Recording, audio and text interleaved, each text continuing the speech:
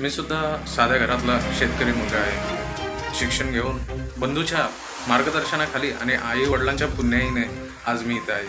पाहूयात काय म्हणाले तुकाराम मुंडे. आता विचारवंत नाही आहे, जेणेकरून मी आपल्याला वेगळं काहीतरी सांगेन. मी एक आपल्यासारख्याच कुटुंबातील सर्वसामान्य शेतकऱ्यातला गावातून आलेला एक सर्वसाधारण व्यक्ती आहे. आईवडिलांच्या पुण्याईनं, बंधूंच्या मार्गदर्शनानं आणि थोड्याफार अभ्यासानं या सर्व्हिसमध्ये आलो आणि ही सर्व्हिस करत असताना या क्षेत्रात आलो. या क्षेत्रामध्ये आपल्याला जेवढं चांगलं काम करणं शक्य आहे तेवढं ते करण्याचा मी प्रयत्न करतो. त्यामुळे महाराष्ट्रातून अनेक ठिकाणाहून आपल्या सर्वांच्या मार्फत जे प्रेम भेटतं ते अतुलनीय आहे, त्याला कोणतीही तोड नाही. आणि त्याचाच भाग म्हणून मी आपल्यासमोर माझे विचार मांडण्यापेक्षाही आपलं जे प्रेम आहे त्या प्रेमाखातर आज आपल्यासमोर मी उभा आहे. आजचा जो मला विषय दिलेला आहे, महाराष्ट्राचं शासन काल, आज आणि उद्या, हा खूप मोठा टॉपिक आहे. हा खूप मोठा विषय आहे, गहन विषय आहे.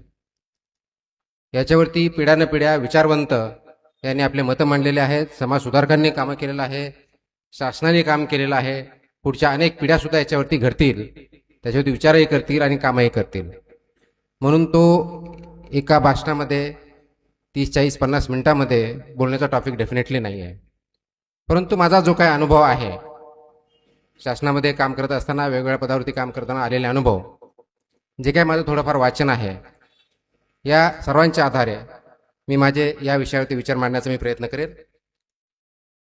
त्या अगोदर डिस्क्लेमर, म्हणजे मी हे आज बोलतोय ते माझे फक्त आणि फक्त वैयक्तिक विचार आहेत. याच्यामध्ये शासनाच्या पॉलिसीचा किंवा शासनाविषयी किंवा त्यांच्या विरुद्ध बोलण्याचा कोणताही हेतू नाही आहे किंवा त्यांचा संबंधही नाही आहे. त्यामुळे मी जे बोलेल त्याचा शासकीय धोरणाशी सांगड घालण्याचा कृपया प्रयत्न करू नका. शासनामध्ये काम करत असताना सर्व समाजाला शासनाला पुढे घेऊन जायचं असतं, विकास करायचा असतो.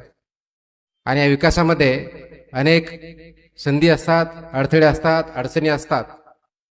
अगदी माझाच अनुभव जर बघितला, गेल्या महिन्यात मी असंघटित कामगार या विभागात होतो. त्या अगोदर पशुसंवर्धन विभागात काम केलं. आता मी दिव्यांग कल्याण विभागात काम करतोय. त्या अगोदर मी ज्याला ह्युमन राईट्स म्हणू त्या क्षेत्रातही काम केलेलं आहे. काही वर्षापूर्वी पुण्यामध्ये PMPML आपलं जे ट्रान्सपोर्ट आहे त्याचा CMD म्हणूनही काम केलेलं आहे. त्याच्यामुळे वेगवेगळ्या क्षेत्राचा अनुभव, त्याच्यात आलेले त्याच्यामुळे झालेला अभ्यास, केलेलं काम आणि वाचन